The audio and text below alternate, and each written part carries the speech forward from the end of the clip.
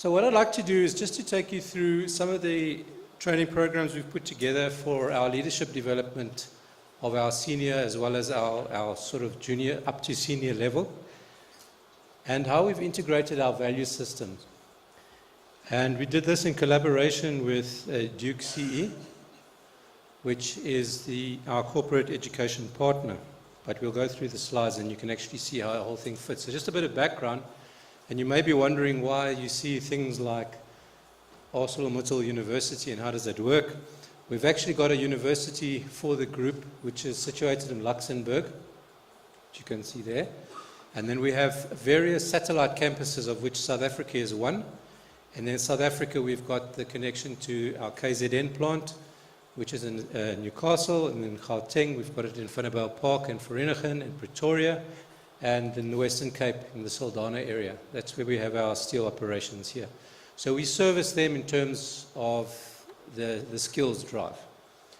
Okay, why do we partner with Duke? Well, Duke Corporate Education, as I said, is our education partner from a global perspective, and they provide leadership, which we call talent pipeline programs for Explore. It's called Explore. Explore is a program for soon-to-be managers. Challenge is a program to be soon-to-be managers of managers, and then Pioneer, soon-to-be a manager of a business, and then Succeed is for C-suite sort of people like your CFOs, your CMOs, etc., etc. What they don't do is do off-the-shelf programs. So you're not getting an antiquated program, an old program that's been sold over and over and over. What they do is they climb into your DNA of your company and actually evolve and work with you to design the program that you want. And that is some of the stuff we'll be showcasing today. And what we've also done with a lot of our programs is we've aligned them with NQF levels so they actually culminate in full qualifications. So anybody that needs to drive your triple BEE scorecard need to take note of that, because once you do that, you can claim the salaries of the individuals as a training spend, which is just a great advantage. So looking at the Financial Times survey, if you look at Duke there, you would see it's very small, I know, but they're top of the list in South Africa. They're number one, and they're rated third in the world. Okay, so the closest we've got to that is the University of Pretoria with the Gibbs Group for customized education. They're lying at number 45 in the world. So it's quite a difference between that. And then we've got, University of Cape Town and Wits Business School and so on. Okay, so that's just where and how we use. So structurally then in South Africa we're looking like that. So we have different pillars for different parts of our training. So we've got our engineering academies, our functional academies, production academy, which is to teach people how to make steel. It's not production as in film production or something. And our generic academy. So the lighter colored one there, the Leadership Academy, is what we'll be looking at today. Okay, so our offerings globally, I'm going to go past this pretty quick, but our offerings globally from the university is what you can see there. So all the green ones around that green functional academies is in our mining area, our finance area, risk management, health, HR, internal assurance, IT, etc. So we have all of those functional academies. And they are there specifically because as a steel company we have specific information that we need everybody to know about. And therefore we drive a global program. However, in the South African context, you can imagine everybody we want to train in those programs must go to Luxembourg. Okay, so we're talking about lots and lots and lots of money. So we pioneered a virtual classroom technology throughout the group, and the ArcelorMittal group actually accepted that, where we use video conferencing technology and smartboard technology. And because we're in the same timeline as Luxembourg, give or take an hour at certain times of the year, it's an ideal situation. So we have now virtual classrooms in all of our centers, so we can tie into them and we can get the benefit immediately of the functional academies. And you'll see then on towards the left-hand side that sort of a purpley color there, your career development, where we have the talent pipeline. So I mentioned just now the Pioneer, the Challenge, the Explore. That's how they fit into the group. Okay, so then back to the South African scenario. You'll see the link to the Luxembourg one. But the top piece is what we're going to be talking about today, where we're going to look at the Base Camp, Alpine, and the Summit program together with the Future Leaders program, which is really about how do we integrate all of our value systems into the processes. And that's our local leadership academy. All right, so this Future Leaders program was, from a global perspective, was set up for the Performance Excellence Awards. That's why there's a date there of the 11th of Feb. But really what happened here was the company was in a process. We've gone through lots of change. We've gone through lots of re-engineering programs. And we found that we felt that the company was toxic and it wasn't really delivering as it should. So we had the Barrett survey done, where people would express, their personal requirements, how they see the company and where they would like the company to be. And that came out to a number of values that they wanted to see in the company, which we eventually combined into those four values which we created, which is, we've always had the one was safety, then commitment, caring, and customer focus. I remember we were going from an era of, if you want to buy steel, you actually have to buy it from us, to suddenly, you know what, people can import steel. Hang on a minute. Customer is king, maybe we should focus on that. So we've gone through evolution over time. So now how do you instill this into mainly engineers' heads? Okay, that's kind of difficult. I don't know, because I am one. It's quite difficult. How do you unlearn and relearn? It's the most difficult thing to do. But we thought we had a solution to go about that. So from the bottom up, that's from the blue-collar worker right up, we had sort of interventions. But what do you do from the top down? What do you do on the managerial side? How do you drive that? And what we came up with was what we called in the Future Leaders program to show managers within the company how they need to behave, how they need to act. And to get this to work, it was based on basically that model that you can see there. So I wanted everybody to understand the ArcelorMittal as well as the local South Africa ArcelorMittal strategy. And that's like pretty obvious. But do you know that most people don't know the strategy, just like they wouldn't know the vision and the mission? And because of our reporting to group in London, strategy eventually becomes a set of numbers. And that's not the strategy. It's the expected outcome of the strategy. So when you put a paper up or a slide up that's just got numbers, TCOE equals this, it becomes meaningless. So you need to take a step back and say, no, hang on a minute, this is what the strategy means. Then we wanted the latest leadership concepts, global concepts and theory, which is where we partnered very nicely with Duke CE so that they could bring us the latest thought leaderships by the best thought leaders out there in the world. And that's what they're great at. They're great at quite a few things. One of them is climbing into your company's DNA. The other thing is to design, to get the best faculty members out there in the global group, the best thought leaders. So you're not just getting somebody who just thinks they're good at something, but you're getting the global leader. And then it was all about self-mastery and self-discovery. So I truly believe leadership development starts from within, and it starts from within the person's heart. And specifically with us at ArcelorMittal being a bunch of engineers, you have to do, and one of the orchestrators that Duke uses, Dennis, he always uses the term, you've got to do the 30 centimeter drop. And I'd like to paraphrase him by saying, do the 30 centimeters drop, get your brain into your heart. Just drop 30 centimeters and start using your heart to think instead of using your brain to think. So you need to know who you are. So if you don't know who you are as a person, what are your values and how you resonate with the company values, how are you ever going to grow? How are you ever going to, it'll never manifest. Culture of a company, to change the culture of a company is very difficult. Okay, and then it was about the business orientation. And then for me, very important was to give them innovation, breakthrough projects, which working with Duke culminated in what we call action learning projects. Now, action learning projects is tremendously powerful. It's like mentoring and coaching. You never think of it as a medium to actually transfer information, but it's brilliant. And I'll show you just now how brilliant it actually is. This is very much the overview of the program. So it's basically a module 1, which is 3 days, all about the values, all about you. So aligned with those 4 values, we did the VO assessment. I don't know if you know the values orientation assessment, which gives you colors. And we map the colors back to the values. And what we found as a company is most people were not happy to work in a learning environment. But if you want to change things, you have to be adaptable. So you have to learn.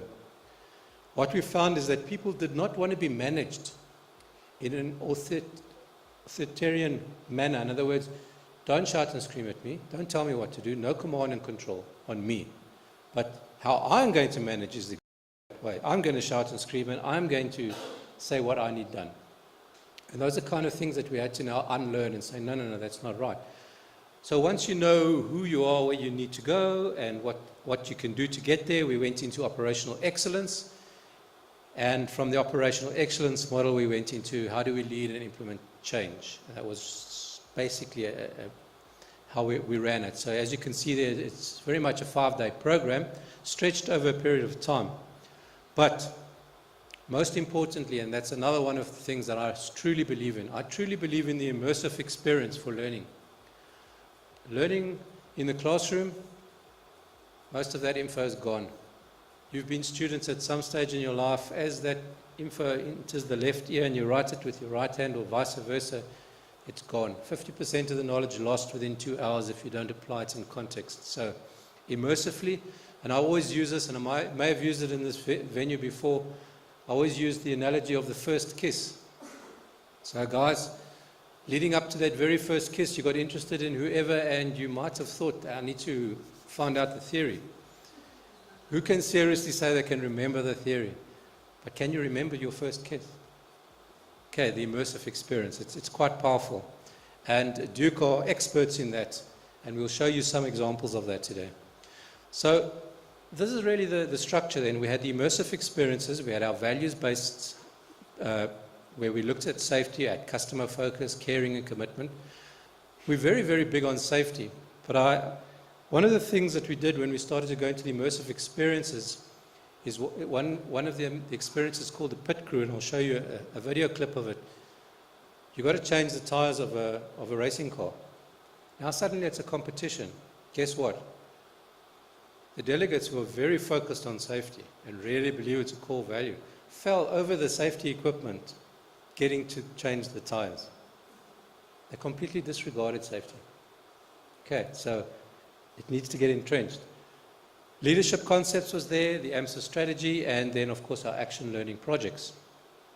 So bear with me. I'm just going to show you a couple of video clips. They're pretty short. I don't want to keep you watching videos, but I'd like you just to get a feel of what kind of immersive experience transpired from this process. If you can hit the first one there for us, thanks. This is the equine experience, where we use horses to teach us leadership concepts.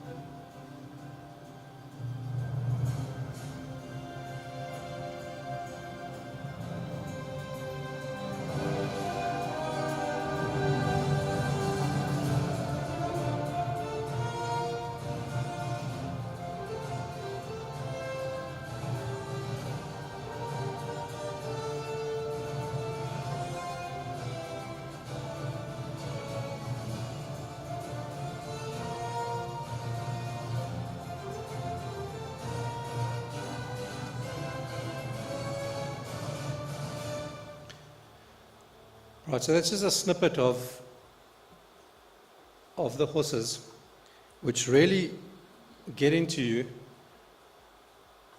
and you really start to understand and apply the techniques.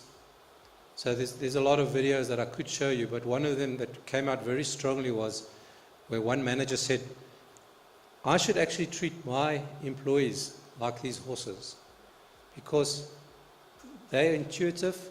They can actually see when something's not right. And I shouldn't be treating everybody the same. So situational leadership concepts. And it really allows you to understand yourself. Because the one thing about a horse, it doesn't care if you're the CEO. It doesn't care who you are. It doesn't worry about your hierarchical title. It only cares about one thing. Can it trust you? And you've got to open yourself to that trust. And that's where we want to get people to at the authentic leadership levels. So if we then look at that next slide, this was our action learning projects that were presented in a trade show. So after this whole process, there was 40 action learning projects, and it culminated in a trade show. Now on that picture, as you see there, I'm not actually showing you the picture of the trade show. I'm showing you a picture of people. The people you're seeing there is our EXCO members. They were the judges. So what made this program very successful, and I would really recommend this if anybody implements something like this, is you have to get your executive sponsorship and executive buy-in. So the guy you see standing there with sort of the book in front of his hand, almost in the center, was our CEO. He personally oversaw this process. He wanted to see every single one of those action learning programs himself. He spent a whole day listening to them. So by getting that kind of buy-in, and all those members there are the EXCO members, and they were judging the stall. So that was a great sponsorship. So great and good kudos to Paul, the CEO at the time. This next one was a pit stop. This is where we really look at teams and team cohesion and how they work together, how they can solve problems, how they can collaborate. So we can hit this one, please. Just a short video clip as well. This is actually our dream team, the South African record, 30 seconds.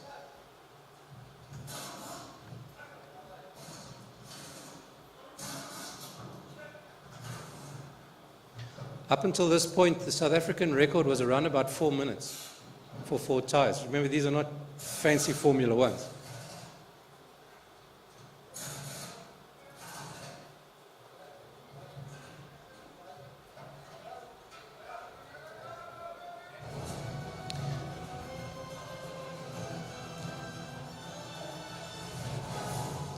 Right, so good team spirit, and if you don't collaborate there, forget it.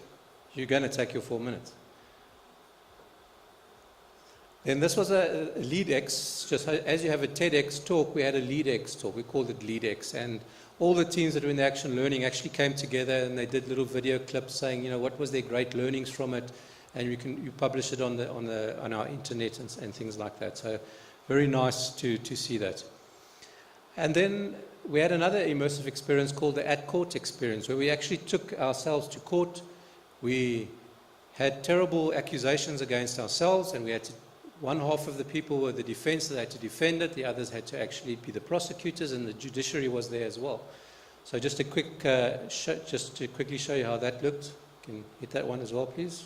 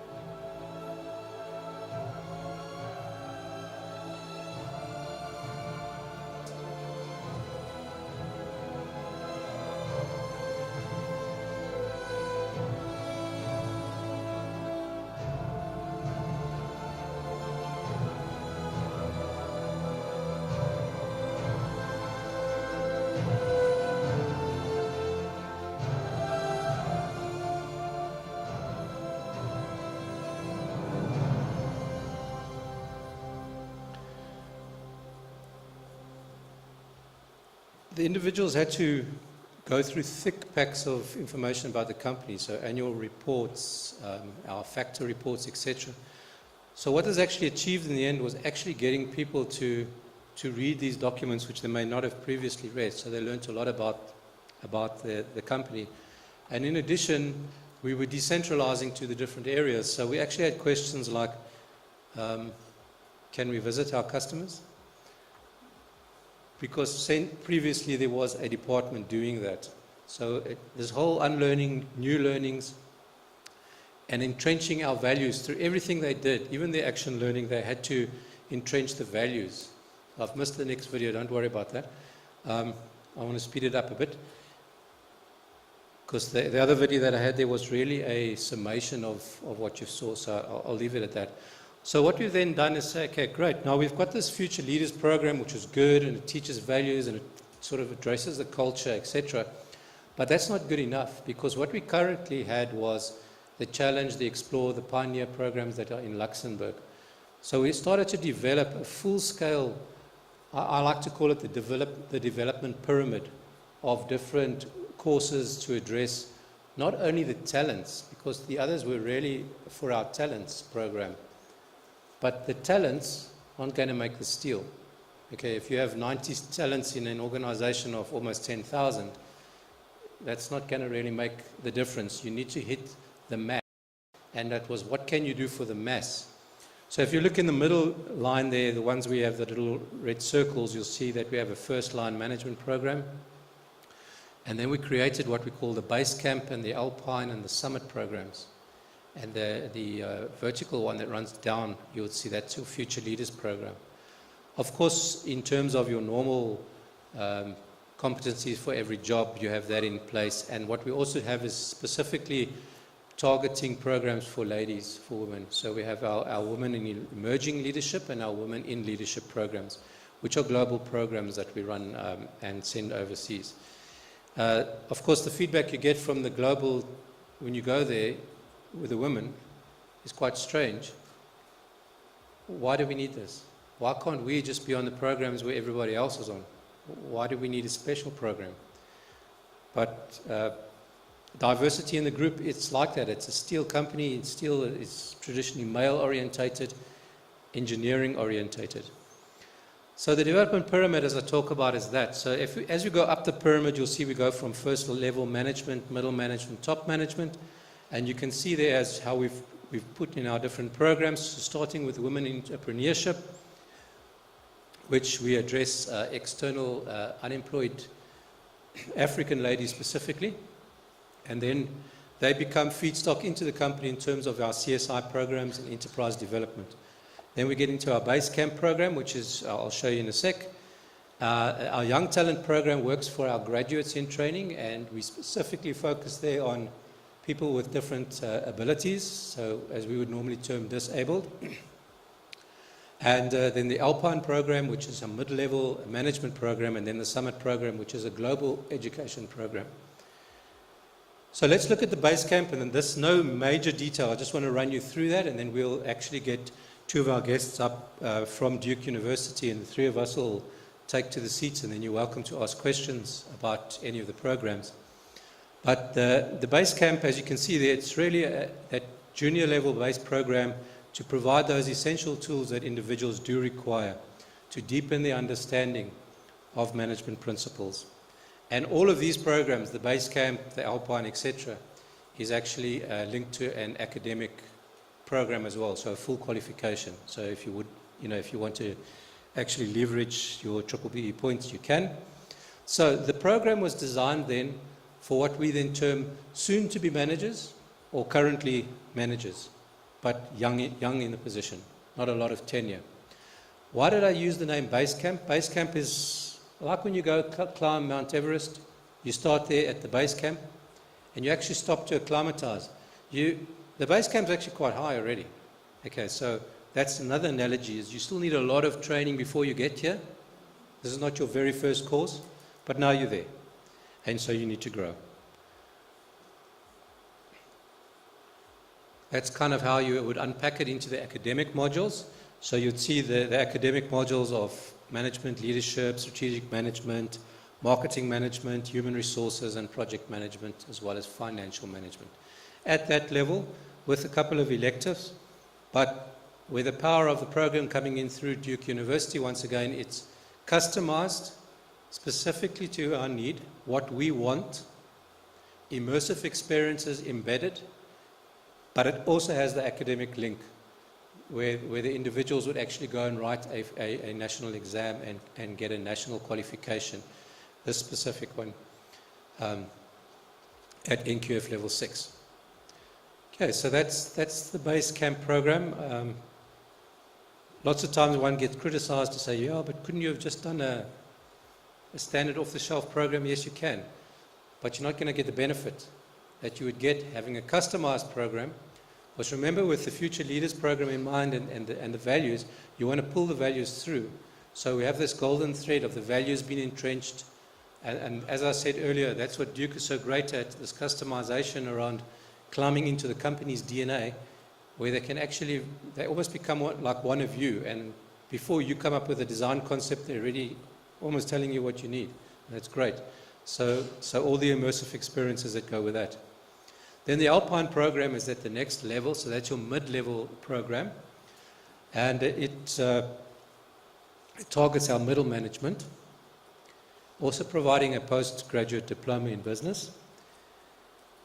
And the analogy then of the Alpine program is when you're climbing a mountain and you've moved away from the base camp, you're halfway up the mountain, you're in the Alpine region, there's no more trees, there's no more, or very little oxygen in any case. So you're on your way, you're higher up. So that's the kind of thing we're talking about with Alpine. So you're moving up the ladder in terms of management, in terms of hierarchical advancement, but also in terms of knowledge. Once again, the stock standard kind of immersive experience is put into there together with the link to the academic portion of the program, which you can see there. So also covering things like global corporate citizenship, workplace relationships, financial management, project management, and strategy. Right, and then we came to the top one, which is the Summit program. And the Summit program is when you actually reach the top of the peak, so you're on top of Mount Everest, and as a leader, as a manager, you're standing there and you're looking over everything and you're getting that nice big picture. And you can see the obstacles below you. And that's really your role in the organization, is to steer your team by knowing what obstacles are around them. And that's part of the collaborative approach to management. So this is for our very top level people. We actually refer to them as the executive population. In this case, we had 28 people on this program. It's got 2 international legs. One of them went to India. And I do have a video on that, but I'm not going to play it because it's about 5 or 6 minutes, and I think maybe I'm taking away opportunity for questions rather. So let's not do that. And the other leg is going to the United States. So the India leg was really all about, and this is the immersive piece of the program, was, okay, so you have this new value called customer satisfaction or customer caring or whatever, but what about it? Going to India taught these delegates all about innovation and all about customer centricity. It was an eye-opening experience for them. I've never seen a group of people turn 360 so quickly, from being kind of, I'm a bit negative about this program, to I'm fired up, I want to make a difference in this company. Okay? A lot of the individuals were caught with some of the scams in India, the way they fleece you and steal your money kind of thing. But it's done so cleverly, you can only admire it. It's brilliant. It's absolutely brilliant. I mean, I was caught as well.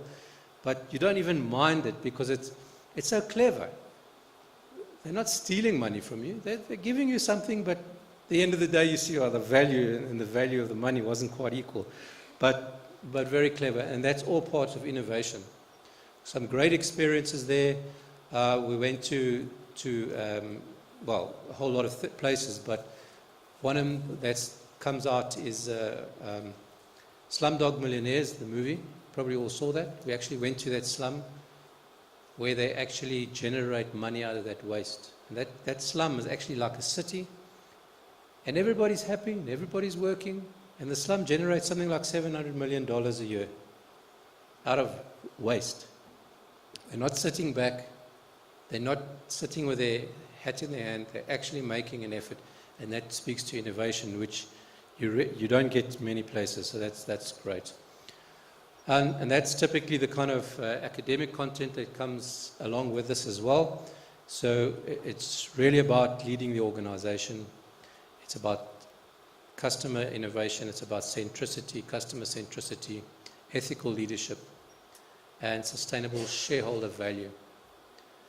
And with all of these programs, the action learning comes in. I said to you, I'll tell you more about action learning. I did the calculation a number of times because I couldn't believe it. Return on investment in learning and development is very difficult to measure. But with action learning programs, it's quite easy because you can actually get value back. Our return on investment on our Future Leaders program alone was 4,000%. Not 100%, not 50%, not 400%, 4,000%. So you can do the maths. It was huge. The projects on their own saved the company 300 million rand. So that is also a way to really think about if you need to sell your programs to your company, if you can include things like action learning where there's a real return, then the monetary value of the program becomes meaningless. And it's all about the development of your staff. So that's it for what I just wanted to show you in terms of slideshows. I'd like now to welcome to the stage Shamla Chetty, who's the head of Duke South Africa and Europe, I think, if I'm correct. Shamla heads up Duke South Africa. And then Dr. Christine Groothoff, who's the program director. Both of these ladies work with us, and sometimes I wonder if we shouldn't just give them an office because they're so dedicated to working with us. So, guys, I don't know if you could you just get this side, please? And then we're really opening. This is a panelist, so I'll be sitting here as well. So please feel free to ask any questions around any of the programs, as I've explained to them, if you have any. In the light of collaboration, please do ask questions, if you have. And if you can quickly mic them up. Please just speak in it. They had to brave the traffic as well, I might say, so they were a bit late. Although we had to kick off at past. I know some of my colleagues are also still stuck in the traffic. That's okay.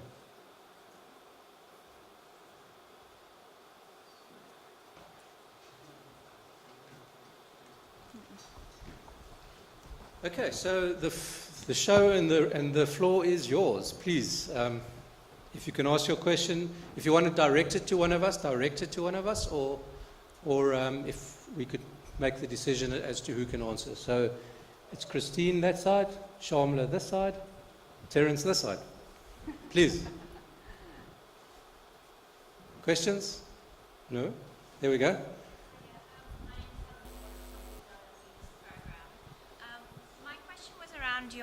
Thank you. My question was around your young talent program. You mentioned that you bringing graduates into the business through and focusing specifically onto those of varying abilities and particularly those with disability.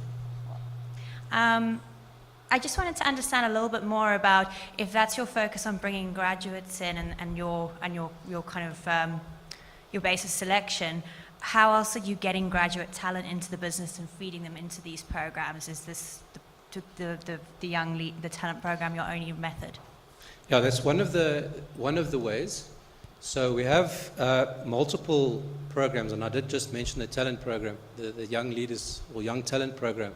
That's a specific program to what we call our GITs, our graduates in training. So we go look for young graduates that have finished university studies in only what we call our corporate environment. So it's our soft skills environment, like sales, marketing, HR, procurement, logistics, finances, etc.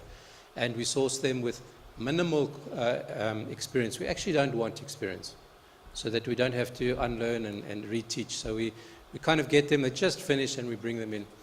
And likewise, this year because of the nature of our business, working with people that are differently abled is very difficult in our environments. You can appreciate it. I mean, we've got engineering plants. It's dangerous. There's cranes. There's all these kind of things. But in these environments, it's well suited. So we brought in a number as a first sort of drive. Last year, we brought in 22 differently abled graduates in the different departments, and they go through a formal program of on-the-job rotation through the different departments. And then the Young Talent program that developed for us comes into play. And that gives them a lot more around mentoring and coaching. It sensitizes the mentors and the managers about the disabilities, and that please do not put them in a corner and protect them. That's not what they want. They actually work harder than your average individual because they want to prove a point. And they get frustrated when they get treated that way. So, yeah, it's just one of the fortes. Our development pipeline is about 1,300 strong, and that goes from those grads, as I said, in those staff divisions, through our engineers that we send to university, that we bring in as candidates, our technicians, our artisans, our production employees. So it's quite a comprehensive pipeline. Okay? Hope that answered. Maybe just on that point, I think from an education perspective, it also produced some challenges to do corporate education. We often have groups of people that are mixed in terms of abled and differently abled together.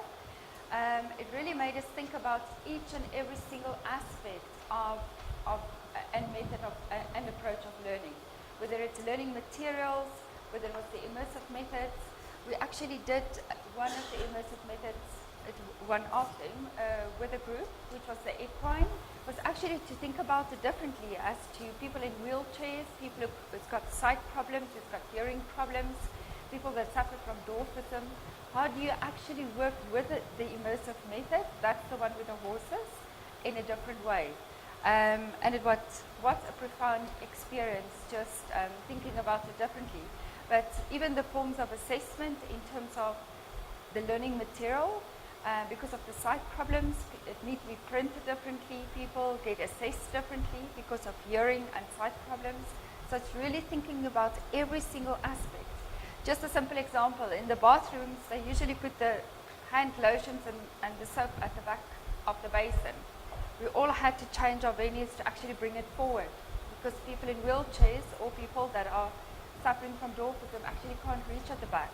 So every single aspect, from your logistics, your venue requirements, the actual faculty that we use on the program, everything had to be rethinked. And one of the challenges you face is that when the participants go back into the workplace, what does it actually mean for a line manager? So we had to build in what we call reverse mentoring, learning application behavior session, check in with the line manager. And more importantly, people are scared dealing with individuals with disability, right? So what does it mean for you as a line manager? How do you actually work around some of your own stereotypes versus the participant stereotypes? And a lot of cases we find that the participants were giving courage, hope to the line manager. So I think it's important to make sure the learning is not an event. It is actually built into your larger ecosystem. There are practices and processes that are built in to enable the learner to actually continuously learn and feel the confidence as well in the work environments.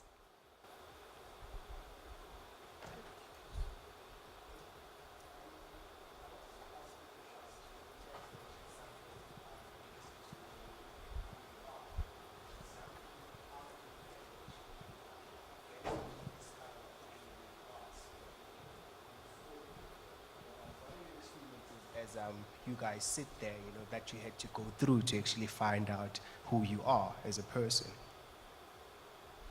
So we do a lot of work in dealing with your generation, the Generation Y and the Generation Z. They learn differently. So in terms of that, we have focus groups, forum discussions, we look at our research in order to actually enable and influence the learning curriculum as well. So it's not your traditional learning as most people will think about learning in content, it's versus learning in context. Also, the time factor of how you learn is important as well. Because, you know, a lot of times we put learning on the cell phones, in social medias as well, in terms of the learning processes. If I can just add, there's a number of tools that we do use. One of them is the Enneagram. It's an ancient tool of discovering the different numbers and how your body types work. So that gives you great insight into why you are the way you are and why other people react the way that they react and how you can work with them.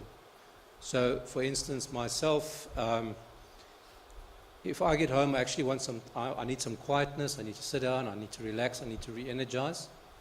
My wife thinks I don't want to talk to her because she's had kids' company the whole day and now she wants adult conversation. So the different kind of methodologies of how you work with that. And then we also bring in neuroscience.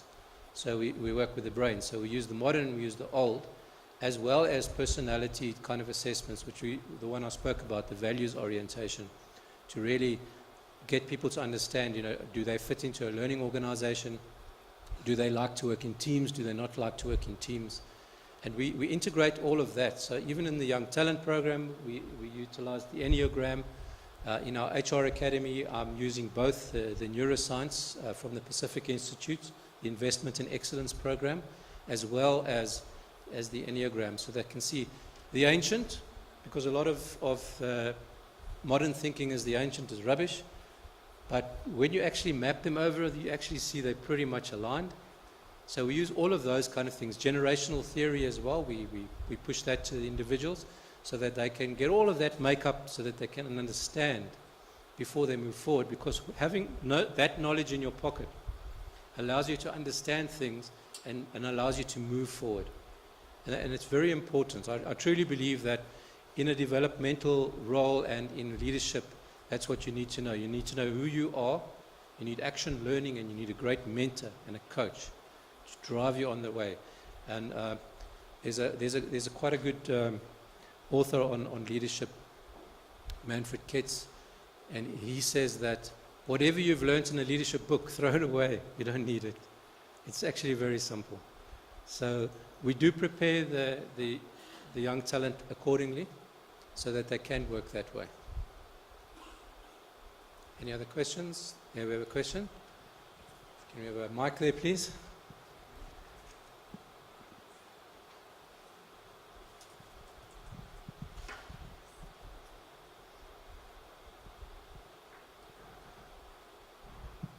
Thank you.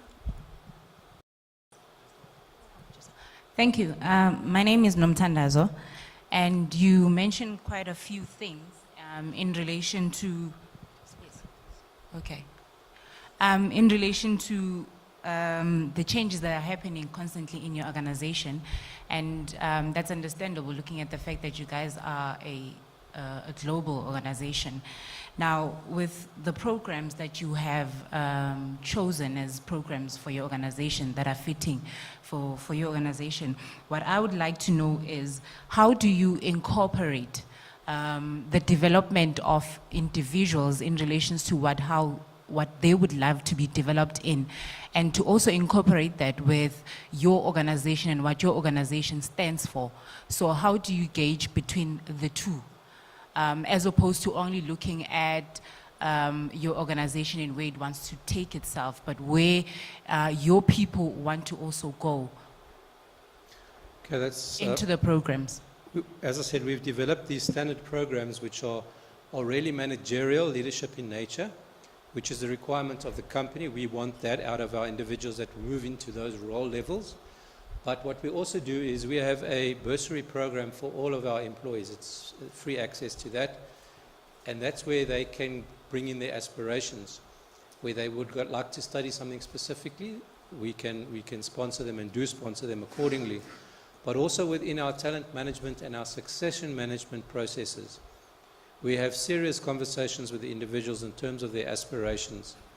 So it's not about, I identify you as a successor for a job. It's about, we're considering that pathway for you. Are you interested in it? We offer a lot of alternative pathways to our individuals.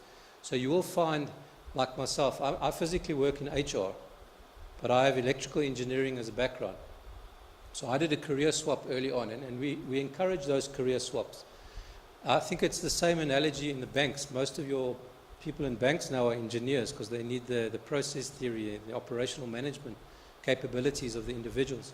So we offer those differences, and we also offer what we call the Y career model, and I'm very careful to show you it that way and not that way. The Y career model, which allows technical as well as managerial pathways. So previously and traditionally you would have a stepping stone, you climb to a point as an engineer, now you get stuck and you're forced into management to build your career higher. And that's wrong, because you go and study engineering because you're probably an introvert and you relate better to a machine than a person. And now you're forcing that person to be a bad manager for statistically 7 years.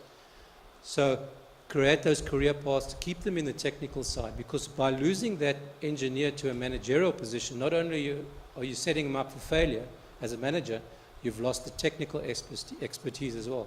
So those conversations are serious conversations, one-on-one conversations with the individuals to determine those pathways, and then, as I say, they can then apply for a bursary to go study something specifically.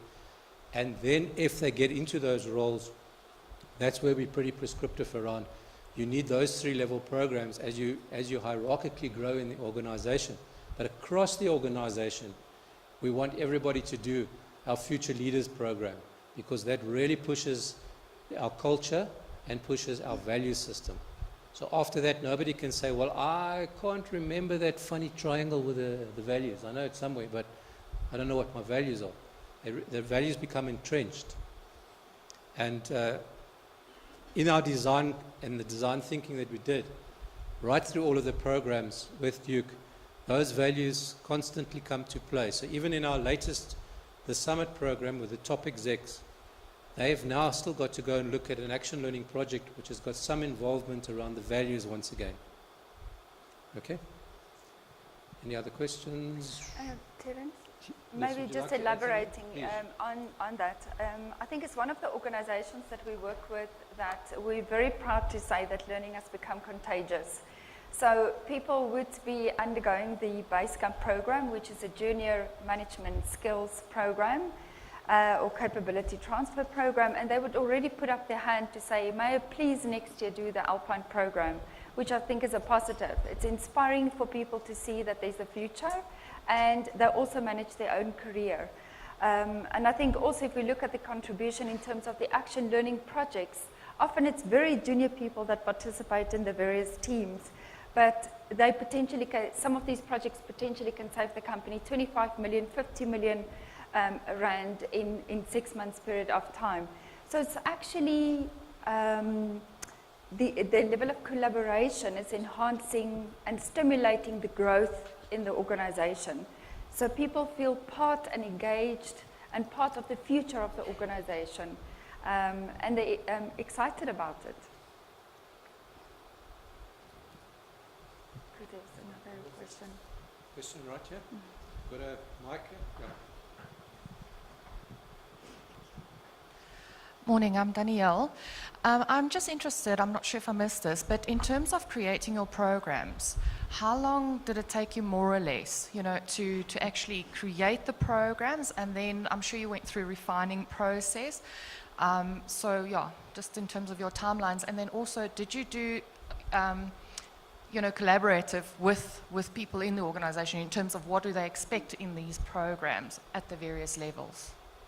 I think the panelists can also assist me in this, but some of the programs were put together very, very quick because we had to, and others took a longer time. But the design process, and I think Christine and Shamla can actually elaborate on that, we start off with the design. It's basically, I would approach them with a conceptual design to say, look, I'd like the following, I want some immersive things, one of my big pushes was I wanted the equine experience with the horses, because it can teach you leadership concepts. And then they would look at how we, as a company, or what are we doing. They do a lot of read up on the existing company and where we want to go with the company. And then based on the provisional design I give, then they would come up with their conceptual design. And then because we had such great buy-in by our CEO, which made it so successful, then the CEO would sit in with us, and he'd come up with, we'd add something, and so the design would change. And then we'll go to the CFO, and then the design would change. And then we'll go to the general managers of the unit, and the design would change. So that collaboration gets worked in all the time. But as we have partnered over time, and I said earlier, it becomes much easier now, because I can actually approach them and say, I want this summit program, which is quite advanced and so on. And then they can come up with that design pretty quick. But even at that stage, like the summit design, I think we've redesigned about 14 times. It's just a continuous evolution, because you start off with something and you test it, and then you say, it'd be nice if we had this, and it'll be nice if we had that. And so you adapt the program all the time. And it's a great process. It's an interactive process. And it just improves all the time. So you reach stability at a point. So our future leader program is pretty much not set in stone, but it's there. Our base camp is there. Our Alpine is there. The summit evolves slightly as we go through the different experiences. What can you learn in the USA? So we decided we need to go to Detroit in the USA, because the motor industry collapsed in Detroit. What happened to the city? Because that's a lesson learned from ArcelorMittal's perspective in South Africa. What happens if the steel industry collapses? And you've heard a lot of noise in the media about the steel industry in South Africa, and that it's an industry that's hurting right now. What happens if the Vanderbijlpark plant closes? What happens to the almost 300,000 support people that the company is looking after, in terms of contractors, providers, downstream, upstream, etc.? And what kind of lessons can you learn? You sit down with the mayors of Detroit, you sit down with the business leaders, and then, along that journey, more than likely we'll find something else to add or take away, and that's how we evolve the whole time. But feel free to add something, please. I think your question is, how long does it take? Because, some of the processes, it is not a year or it's not 6 months, because a lot of times there are challenges that organizations know what the challenges are. So we'll create the straw man with you, but as Terence articulated, a lot of times, if the most stakeholders are involved, it means that straw man can change, because the problem changes in organization. I think we have the ability to adapt the design as we go through. So we create the straw man, we create the structures. There may be context within the designs that are changing as well. So for instance, Summit was designed less than 2 weeks. And it was ready for implementation on the 3rd week. And as we got through Summit, there were further changes. We worked with the CEO. The names of the modules changed as well. But we were able to adapt the context quite quickly, because the problems in the organization was changing. For instance, they wanted more operational excellence and customer centricity. They wanted to increase the ROE of the business, and therefore shareholder value. There was more focus on that. So we are able to not, and the types of faculty we select is business faculty. So it's not academics as well. So it's a lot of times the company has the ability to select. We have 4,000 faculty on our network. And so the business selects who they want, and they interview the faculty based on the organization's values. So we have a team that takes care of faculty, we have a team that takes care of design, and then we have a team that takes care of the innovative method. So all these teams come together and work with the client, understanding what exactly the client needs quite quickly. Yeah, I think we can take one more question, because I don't want to rob you of your tea. So if we take one more question, I think 1:15 was tea time. Is that correct? So that would conclude the session. Is there one more question in front here? I just want to ask again in terms of just going back on collaboration. As young people, obviously, we want to go back into our real world. How then do we actually find the right people to collaborate with? Because at times, based on experience, you'd find that you collaborate with someone, and with time, they lose interest, which sets you back. What strategies have you guys used to select the right people to actually be in your team and grow with them? Okay, first of all, we actually recruit for not so much for the current competency or the current skill, but for the culture fit. We can always teach people the skills later. So that's number one, to get the right culture fit into the company. So we're looking for talent. We're looking for people with potential. That's very important for us.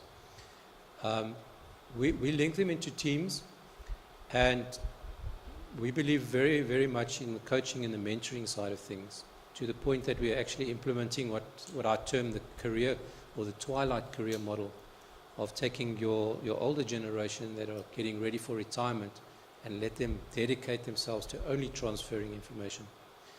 So it's about that. We give you a lot of tools in the organization to assist this in terms of generational theory, although generational theory is a theory, but it's to allow that fit.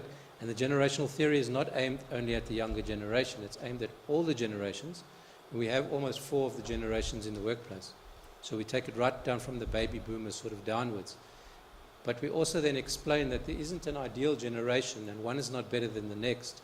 So it's not about capacitating the younger generation to work with the older generation. It's about capacitating both to work with each other. And then the coaching and mentoring is for us very, very strong, where we really push individuals to work with each other. Every 6 months in our program, we evaluate our young grads that come into the process. And the coach needs to sit with them and polish their presentations, make sure that the world is opened up to them, because you do get the concept of, I learned the hard way. I learned by osmosis almost. So you're the young grad that thinks you know everything, figure it out yourself. And we need to break down those doors to say, no, that's not, we're not interested in job reservation in our company, because we truly believe that every single individual in our company has the right to a career, and therefore they have the right to progress, and therefore they have the right to knowledge. So we've created collaborative tools in our SharePoint server where I call it the learning portal. So you go there and you go find information. A lot of our younger generation are just-in-time learners. You don't want to know the stuff up front. You want to know it when you need to know it. So go suck the information when you need it. Go on the portal. We have an internal Wikipedia for that. So we've documented our processes. A lot of our tacit institutional knowledge lies within our internal Wikipedia. So we try and encourage youngsters to do that. We have annual programs for our engineers, for instance. We call it the engineering symposium. So it's this thing similar to what we're doing here, but we showcase all of our engineers, all the projects they've done through the year, in their second year of internship. And the winners have overseas trips. So we try and incentivize things, and not only on a monetary level, but on a reward and recognition level, to try and even the playing fields and smooth the way for all of our young talent. And some of it really means exposure to these kind of events. So we've invited a lot of our young talent to these events, exposing them to new experiences through our education partners, Duke, to get those immersive experiences. And when you see them working with horses, when you see them in the pit lane, when you see them flying the Boeing 747 simulators and stuff like that, it's you can see the enthusiasm, how it comes out, and how people really get switched on. So we like to think we do well in what we do. We've, for the last number of years, always had a finalist in the Rising Star competition as well. So we're doing something right, which is good. But we really look for the talent, and then we love to develop them. And as I say, we have great talent programs. In fact, our talent program is actually used within the group that we designed in South Africa. It was taken to the Africa and the CIS countries. So your Kazakhstan, ex-Russia, and so on, use our talent programs as well. So we've categorized talent into 3 categories, and so we drive that very hard. So it's not learn because you may learn. It's absolutely, you'll have a personal development plan. It includes the following programs, and we make sure you go through those programs. I don't know if you have anything to add. Perfect. Ladies and gents, I think that's it in terms of time. If you still want to catch a cup of coffee and tea before the next session. Thank you very much for your attendance and your questions. We appreciate it. And Let's tweet and get the collaboration going, and let's learn from the others. Thanks very much. And thanks to the team.